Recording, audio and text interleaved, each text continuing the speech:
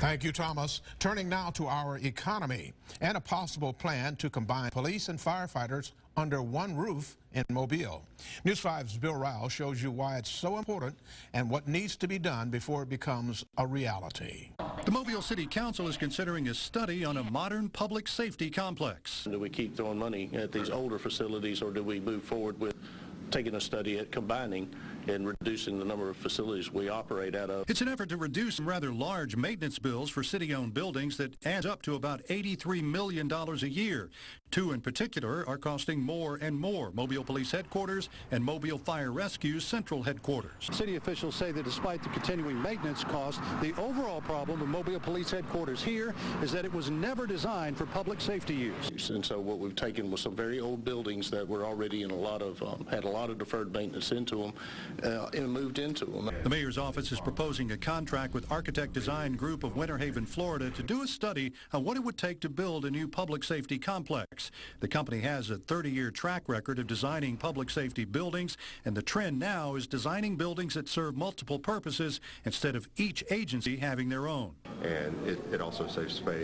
Saving space saves money. The study would determine how much space is needed and how much it would cost. It would take about 4 months to complete. In Mobile, Bill Riles, WKRG News 5. Barber says the working plan is to build the new public safety facility beside the existing police headquarters, then demolish the old building. The mayor of Mobile wants to tear down Ladd Peoples Stadium. He revealed his plan to News 5 today. It includes giving $10 million to South Alabama for its new on-campus football stadium. News 5's Peter Albrecht reports.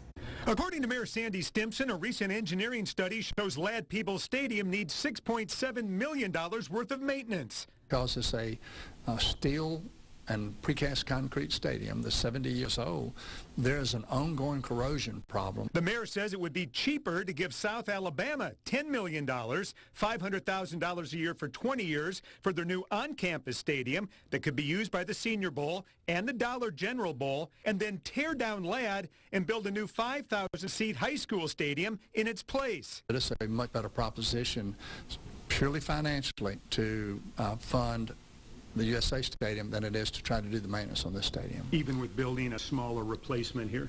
Yes. I just think we need a lot more answers. But the chairman of the Ladd Stadium board, Ann Davis, says there aren't enough facts, financial or otherwise, that have been clearly laid out. She says it seems like USA and the mayor are fast-tracking the plan out of nowhere, and everybody needs to slow down. We've made a lot of mistakes in the past moving too quickly, and I don't think it's right that South wants everyone to jump so they can start next month. The mayor says he will present the plan to the city council in the next couple of weeks, and he insists that it's the right move. I really do not look at this as funding South Alabama. I look at it as an opportunity for the city to solve a problem that we have. Now, it's not certain how much it would cost to demolish Ladd or how much it would cost to build the smaller stadium on the site. Later in sports, Randy Patrick will have more on what USA is doing to drum up taxpayer support for its new stadium.